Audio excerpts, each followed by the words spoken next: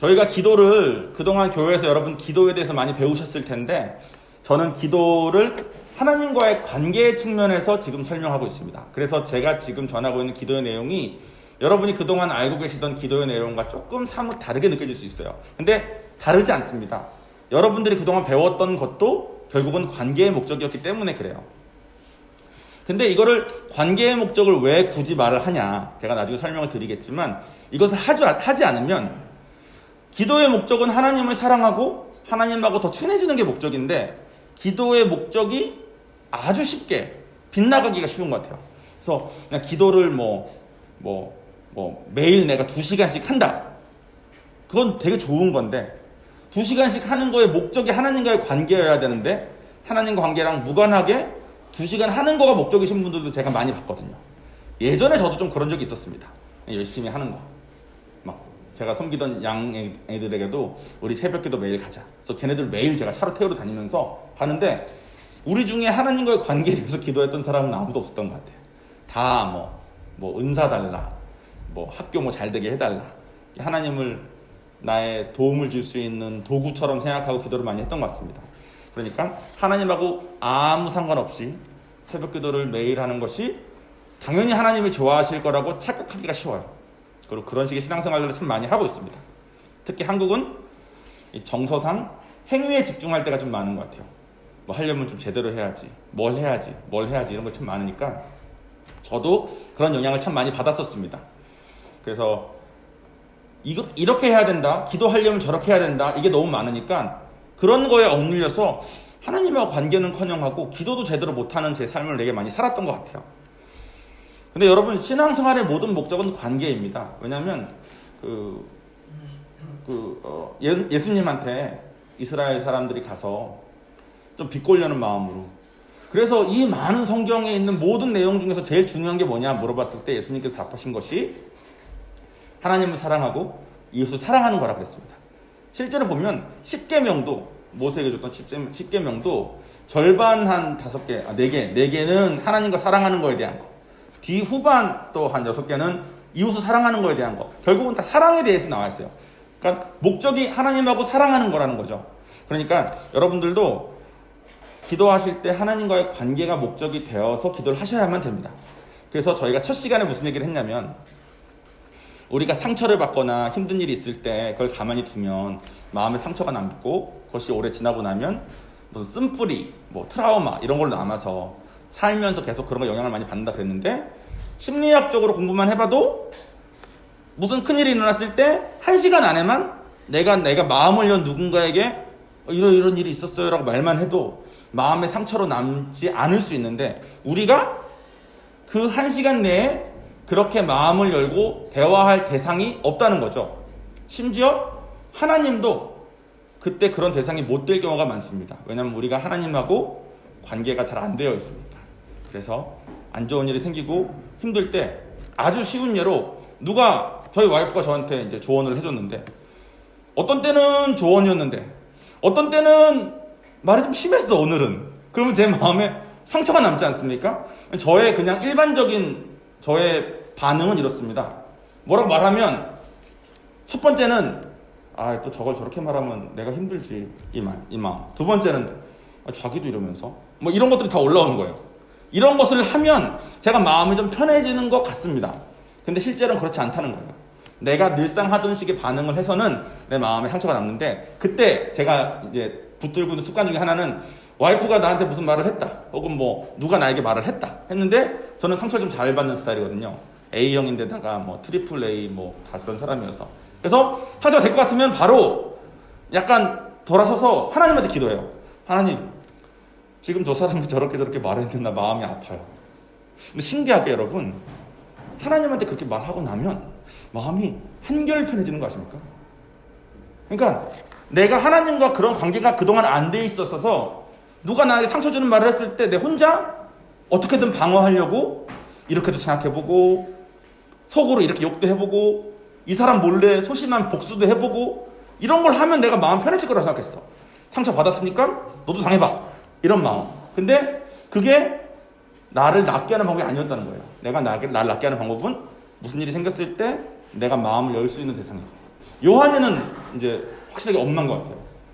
무슨 일만 생기면 엄마 하고 가요. 엄마하고 얘기한 다음에 엄마가 이렇게 안아주면 금방 괜찮아집니다.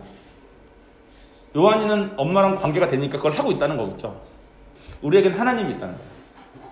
근데 하나님한테 상처받자마자 하나님 저 사람이 이렇게 또 말하는데 어떡하죠? 나 마음 너무 힘들어요. 라고 마음 털고 얘기만 해도 내가 괜찮아지는데 하나님한테 그런 말할 관계가 아니라는 거예요. 그게 우리 기도의 시리즈의 첫 번째 시간에 했던 얘기입니다. 지난주에는 우리가 무슨 얘기를 했냐면 관계를 맺으려면 저 사람이 누구고 내가 누군지가 정립이 돼야지 관계가 맺어져요. 예를 들면 저는 남편이고 우성이는 제 아내입니다. 남편과 아내라는 관계가 정립이 됐기 때문에 남편과 아내로서의 관계를 정립한 상태로 관계를 맺는 거예요. 난 남편이 사실 아내니까 우리는 이런 저와 요한이의 관계는 저는 아빠고 요한이는 아들이니까 저와 저희 부모님의 관계는 두 분은 부모님이시고 난 아들이니까 뭐 큰아버지와 저니까 뭐 이런 식으로 관계가 맺어져야지. 근데 우리가 하나님과 관계를 맺을 때 하나님이 누구시고 내가 누구인지에 대해서 별로 생각하지 않습니다. 그냥 성경에서 말하니까 자녀인갑다. 그러면 이런 생각이 올라가죠. 그런 요즘 세대 그런 사람 많지 않습니까? 뭐 이럴 거면 왜 나왔어?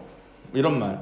저 생각하면 처음 하나님 이제 믿기 시작했을 때 하나님한테 그런 말 많이 했던 것 같아요. 저는 막 자살 이런 생각도 되게 많이 하고 삶에 되게 회의적이었던 사람이기 때문에 아니 어차피 다 멸망할 거라며 다 지옥 갈 건데 우리 살리는 거라며 그럼 이 땅을 왜 만들어가지고 왜 난 태어나게 해가지고 막 이런 식의 불만 많이 가졌어요. 왜냐하면 저와 하나님과의 관계가 온전히 성립되어 있지 않았기 때문에 그냥 신이라고만 생각했기 때문에. 그런데 하나님과 관계를 맺으려면 어떻게 해야 되냐면 이렇게 해야 됩니다. 여러분에게 문제가 있을 때 어려움이 있을 때 뭐 예를 들어서 누가 나에게 상처를 줬다 혹은 내가 지금 하고 있는 사업이 잘 안 된다 혹은 뭐 나에게 큰 병이 생겼다 그래서 난 어떻게 될지 모르겠다 이런 큰 일이 있을 때 그 일을 들고 하나님 앞에 가라는 겁니다. 하나님 앞에 가서 하나님이 진짜 성경에서 말씀하시는 하나님이라면 하나님은 분명히 이 우주를 창조하신 분이실 테니까 우주를 창조하신 절대자 앞에 내 문제를 들고 가서 그 크신 분 앞에 내 문제가 작아져서 내 마음이 요동함이 없이 잠잠해질 때까지 기도하라는 겁니다.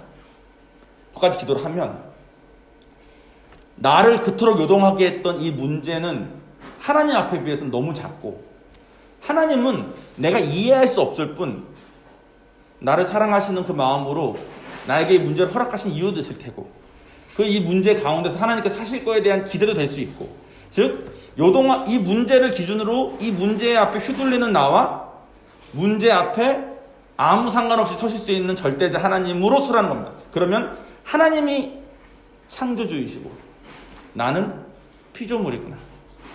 하나님이 창조주이시고 난 피조물일 뿐인데 피조물인 나를 자녀 삼으셨구나가 정립이 된다는 겁니다. 근데 이거를 성경에 쓰여져 있는 것을 그냥 배우는 것만으로는 마음에 잘 와닿지 않는 것 같아요.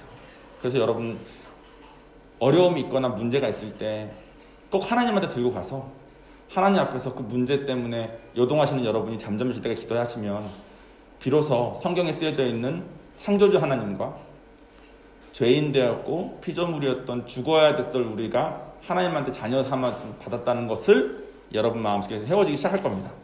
근데 지난주의 내용이 그 내용이었어요. 근데 여러분 지금 이거 들으시면 좀 생소하시죠? 지난주의 내용을 저는 이 얘기를 분명히 했는데 저의 전달 방식이 중구난방이었었기 때문에 근데 어쨌든 내용은 그거였습니다.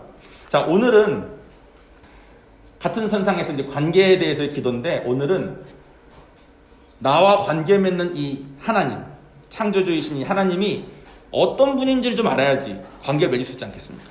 이분이 어떤 걸 좋아하시는지 이분은 어떤 특성이 있는지 그걸 알아야 그분과 관계를 잘 맺을 수 있지 않겠습니까? 그래서 오늘은 관계를 맺기 위해서 그분의 특성에 대해서 배워볼 겁니다.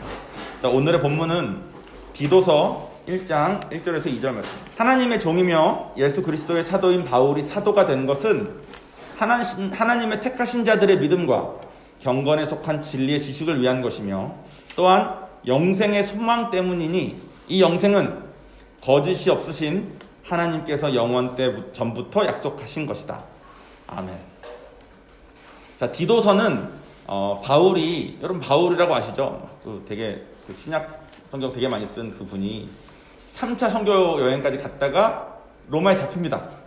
로마에 잡혔다가 한 2년 동안 잡혀있다가 잠시 풀려나요. 잠시 풀려났을 때 이분이 몸도 성하지 않고 막 힘들었을 때도 불구하고 그 와중에 또 전도를 나갑니다.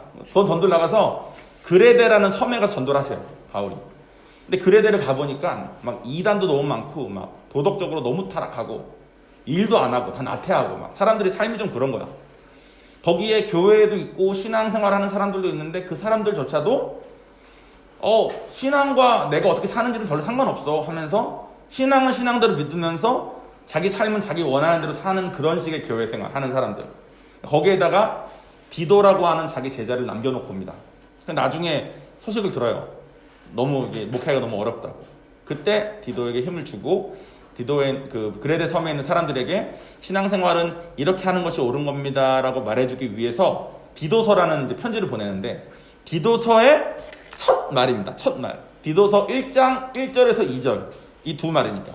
여기에 하나님의 성품이 조금 보여져서 이 구절을 택했습니다. 그러니까 오늘은 이 디도서 자체랑 관계가 있다는 게 아니라 디도서에 쓰여진 바울의 글을 통해서 알 수 있는 하나님의 어떤 성품의 한 부분을 말하는 거예요.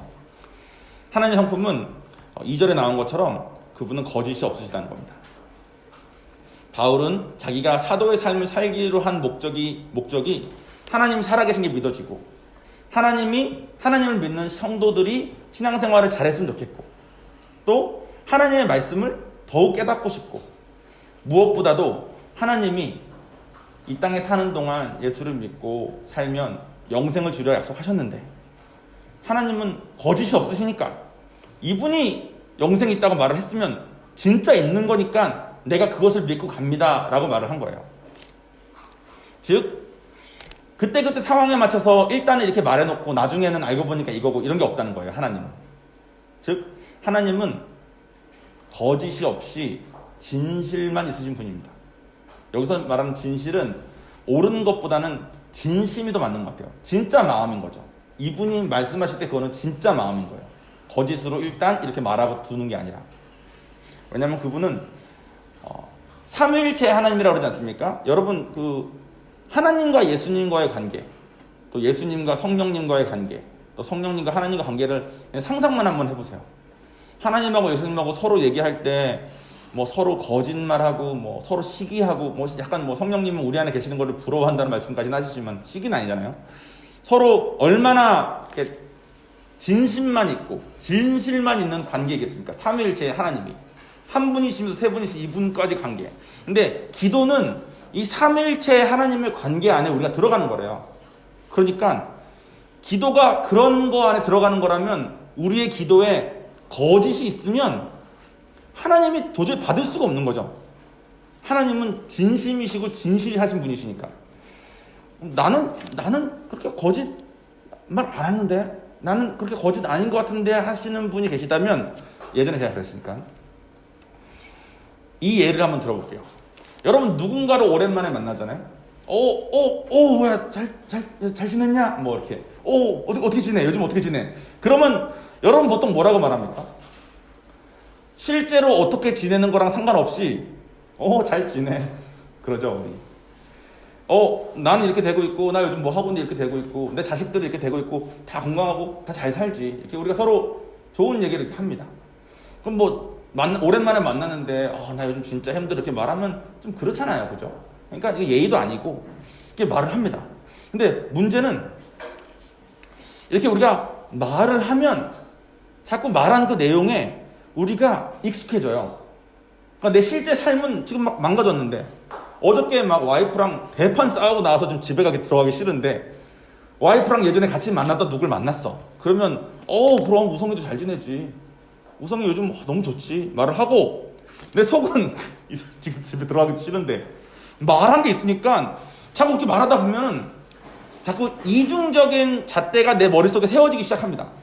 실제 삶은 실제 삶이지만 나는 와이프랑도 잘 지내고 애들하고도 잘 지내고 요한이도 너무 잘 크고 있고 우리 부모님도 부산 하셔서 너무 적응 잘하고 계시고 말을 이렇게 하는 거예요.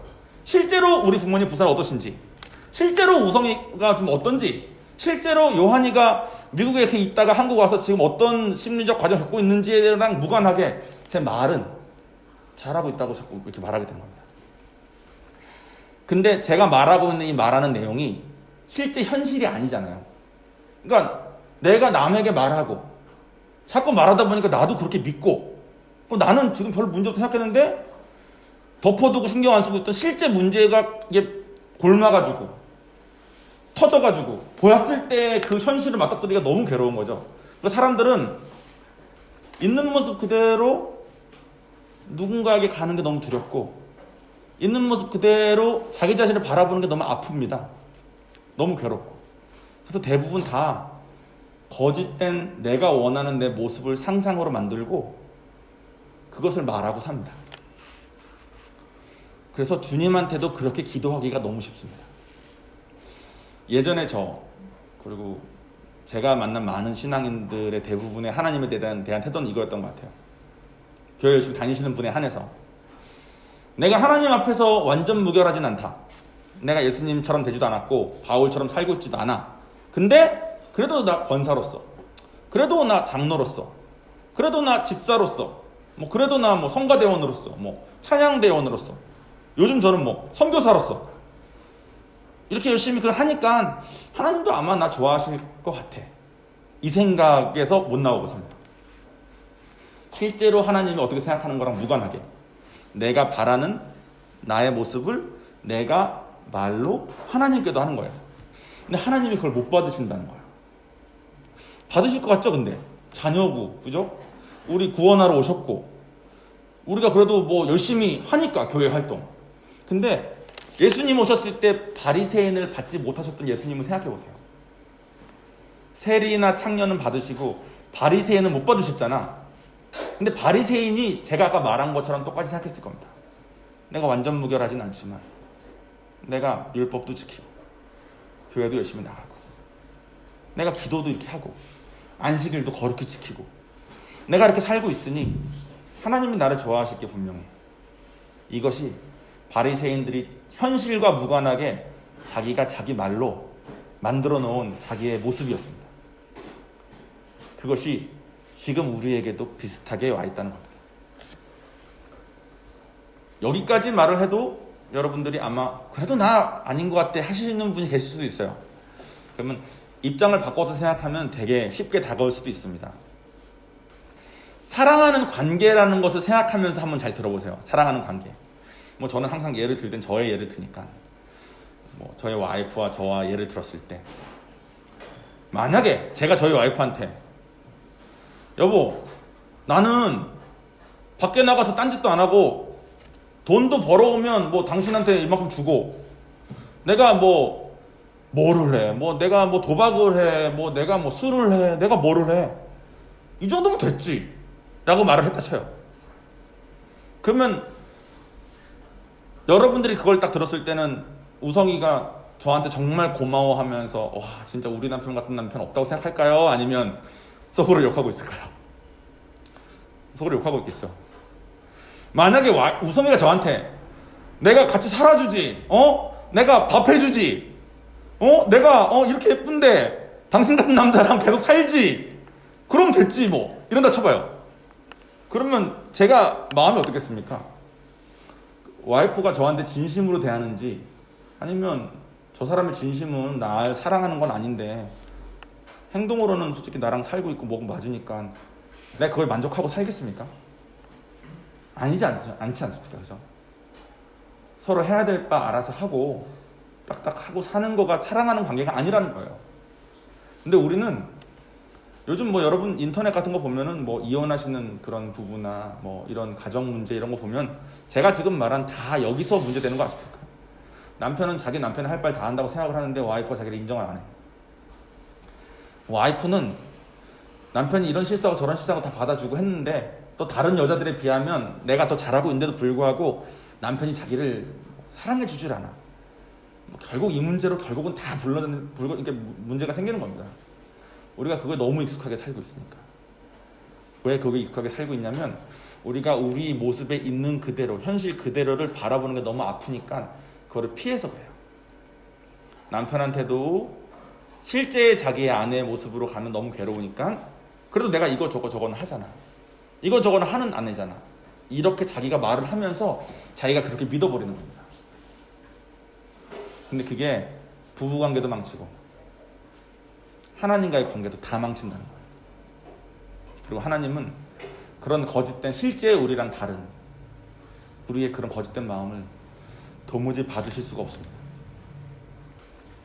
그래서 신앙생활 하시는 많은 분들이 예전에 지금의 저도 많은 이런 부분이 아직도 있습니다. 아직도 훈련받고 있으니까 교회에서 적당하게 저 생각해보면 선교사 되기 전에 지금은 제가 입장이 좀 다르긴 하지만 저 선교사 되기 전에 청년이었는데도 불구하고 목자 하면서 돈 버는 거 11조에 헌금에 열심히 하면서 또 따로 이렇게 따로 떼나가지고 이 돈으로는 아이들 섬기면서 또 딴짓 안 하고 거의 교회 일, 집 이거 갖고는 안 하고 이렇게 살면서 제가 항상 이런 생각했어요.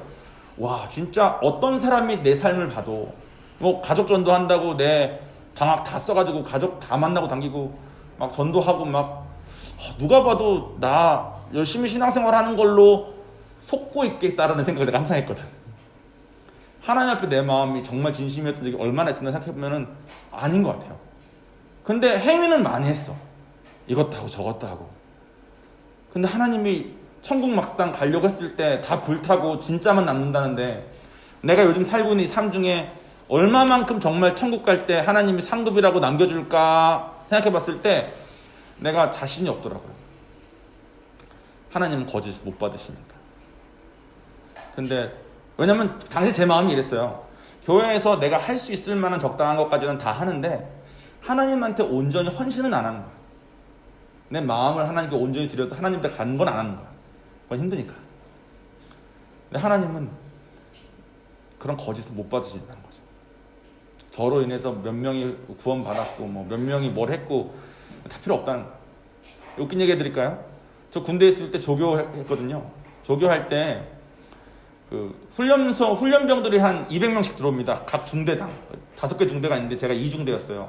그러면 5개 중대에 제가 2중대인데 제가 조교가 되기 직전에 군대 오기 직전에 교회를 다녔던 유일한 사람이었어요. 제 아랫사람도 불교, 위에 사람도 불교, 저만 종교였어요. 그래서 제가 기독교를 믿는 훈련병들 200명을 매주 교회로 데리고 인솔해야 되는 조교가 됐어. 뺄 수도 없어. 왜냐면 누군가 한 명은 인솔해서 가야 되는데 제가 저희 중대에서는 기독교 신자였으니까. 그때 하나님도 만나기 전이었어요, 제가. 근데 그때 상황을 보니까 한 6주에 한 번 정도씩 목사님이 세례를 주는데 세례를 받게 훈련병을 제일 많이 데려온 조교를 목사님이 따로 빼가지고 삼겹살을 한 번씩 사주더라고. 오? 삼겹살을 먹을 수 있구나. 어떻게 하면 먹을 수 있지 생각을 하다가 제가 뭘 했냐면 아이들에게 거짓말을 했습니다. 200명을 다 모아놓고 얘들아 너희들이 이제 훈련소가 끝나면 너네 자대로 돌아갈 거잖아.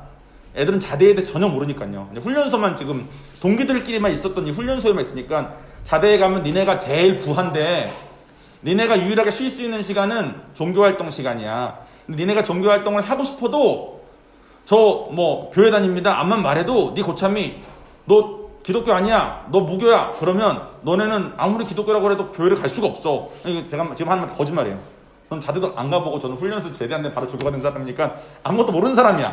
근데 그렇게 말을 해. 그럼 애들이 이렇게 긴장을 하죠. 자기가 이제 훈련소 졸업하고 자대에 가면 자기가 이제 제일 밑에 막는데 서열상 자기가 종교생활 말고는 쉬는 시간이 없다는 것도 거짓말. 근데 종교생활 시간 말고는 쉬는 시간이 없대. 그러니까 자기가 유일한 쉬는 시간이 종교생활이 돼버렸어. 저 때문에. 근데 자기가 아무리 기독교라 그래도 불교라 그래도 고참이 안 믿어준다. 이것도 거짓말. 제가 거짓말한 거예요. 그러니까 애들이 어떻게 해야 되지? 됐을 때 제가 이렇게 말했어요. 근데 다음 주에 교회에서 세례라는 걸 한다. 근데 니네가 세례를 받으면 세례증이라는 걸 준다. 군대에서. 그러니까 니네가 유일하게 쉴 수 있는 종교생활 시간 때 고참한테 기독교라고 말을 했는데 고참이 야 너 아니야 무교야 이렇게 하면 아니면 너 불교야 나랑 같이 절에 가야 돼 그랬을 때 세례증을 딱 내밀면 너는 쉴 수 있다 이런 거예요. 내가 거짓말이죠. 그러니까 애들이 막 동요가 되는 거예요. 그럼 그럼 다음 주에는 교회 가야 되나? 이런 분위기가 막 되는 거예요. 그러면 이제 정말 신앙 좋은 애들이 가끔 저한테 찾아옵니다. 따로. 분대장님, 그래서 왜? 그러면 저는 이미 세례를 받았습니다. 근데 또 받아도 괜찮습니까? 그러면 저는 교리가 뭐가 아무것도 모르면서 너의 신앙을 지키기 위한 일인데 당연하지. 저는 한 명이라도 더 받아야 되니까. 그래서 다른 중대는 세례식이 있으면 20-30명 받는데 저희 중대만 한 100명씩 받았어요. 훈련병 200명인데 절반은 간 거지. 저의 거짓말 때문에. 목사님이 저를 얼마나 예뻐했겠습니까? 제가 그 뒤로 8번인가를 연속으로 삼겹살을 먹는 조교가 됐습니다. 그리고 저는 항상 뿌듯했어요. 마음속에. 하나님, 저 중에 한두 명 그 세례 받는 중에 하나님 믿겠다고 생각해 본 사람 없겠어요? 한 번 평생도 교회 안 가보다가 저 때문에 어쨌든 교회 갔으니까, 교회 가서 예배도 한번 드려봤으니까 나중에 살다가 힘든 일 있으면 기도 한번 안 하겠어요? 이런 생각 제가 항상 했거든. 근데 지금은 이제 하나님한테 부끄러워서 견딜 수가 없는 거죠. 하나님은 그런 거짓은 받으실 수가 없으니까. 제가 청년부에서 이제 하나님 만나고 나서 샌프란시스코에 있을 때, 청년부 때 이제 막 회장단으로 막 있으면서 하나님 만났지, 막 하나님 안에서 막 방언도 받고 막 기도에 열애부터가 청년들 막 다 데리고 막 뭐도 하고 막 이럴 때 수련회를 한번 갔습니다. 수련회 때도 제가 막 굳은 일 다 해가지고 애들 다 데려갔어요. 막 제가 다 태우고 뭐 해가지고 데려간 다음에 그 첫날 기도하는 시간에 갑자기 내가 하나님한테 이런 마음이 드는 거야. 하나님, 저 진짜 예쁘죠? 하나님, 죄송해요. 제가 성격이 좀 저만 이상한가요? 다들 그러지 않나요? 제가 그랬어요. 하나님한테. 하나님, 저 진짜 예쁘죠? 하나님도 만난 다음에 애들 막 저렇게 그냥 지 맘대로 지 원하는 것만 하고 사는 애들 많은데, 저는 하나님의 자녀들 이끈다고 막 이렇게 하고 있잖아요. 이렇게 했는데 하나님이 저한테 네 마음의 진심이 뭐야? 물어보는 거야. 너 마음의 진심만 기도하라는 마음을 갑자기 드는 거예요. 기도하는 중에. 그래서 제가 하나님 감사합니다 라고 말했는데, 내가 진짜 감사한가? 했더니 진짜 감사하진 않더라고. 감사하기에는 마음에 걸리는 게 너무 많은 거죠. 나는 감사하다는 거가 진심이 아니었구나.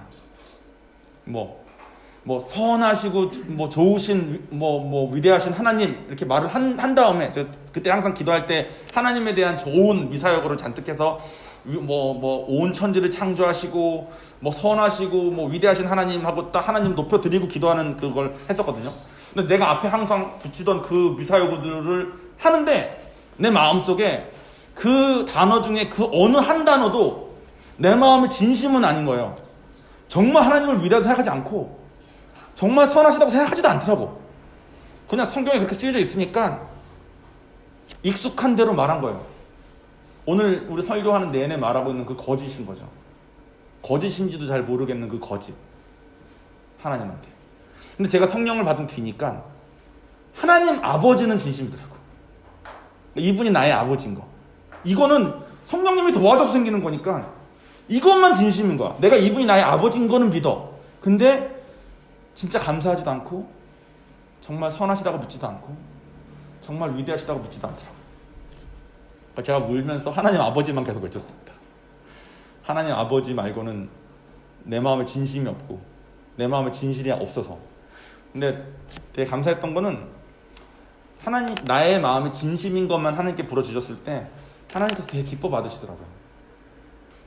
아마 우리가 마음이 진짜 진심이면 제가 항상 그러잖아요. 우리가 낮아져야 하나님이 내려와서 우리를 만나주시는 거라고.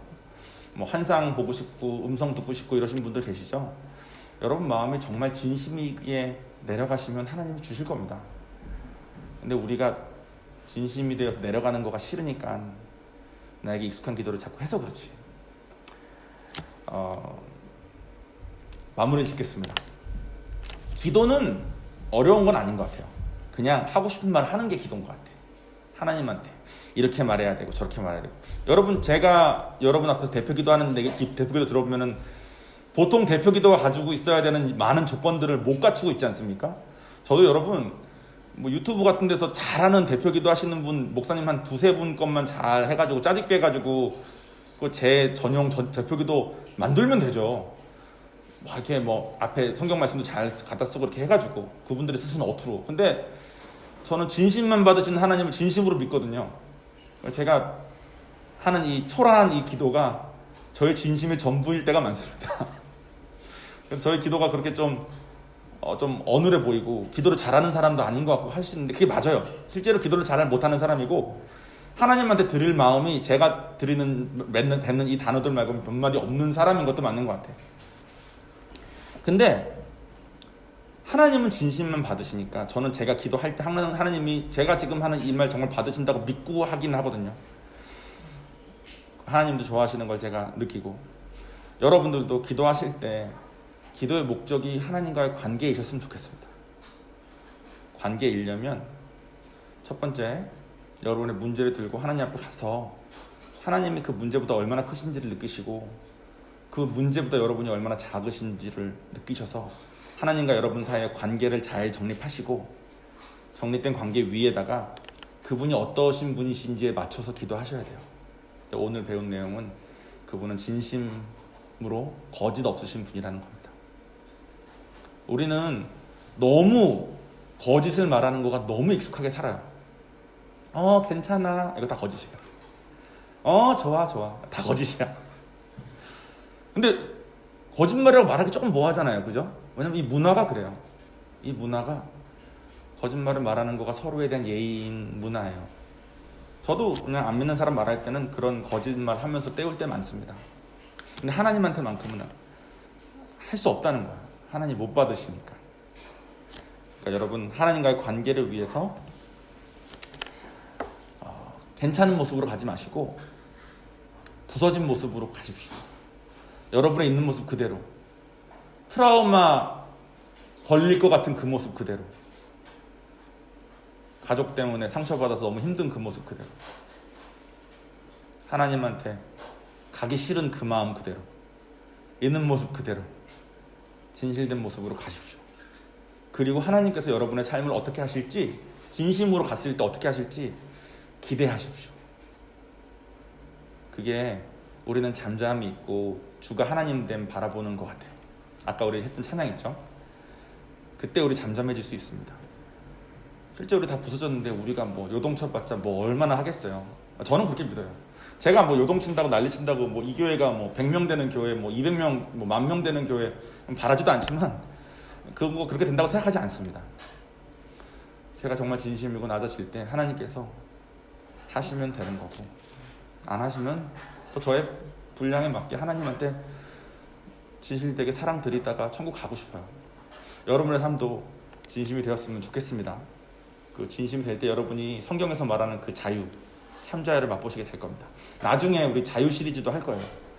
어쨌든 진심 꼭 붙들고 기도하신 여러분 되길 바랍니다.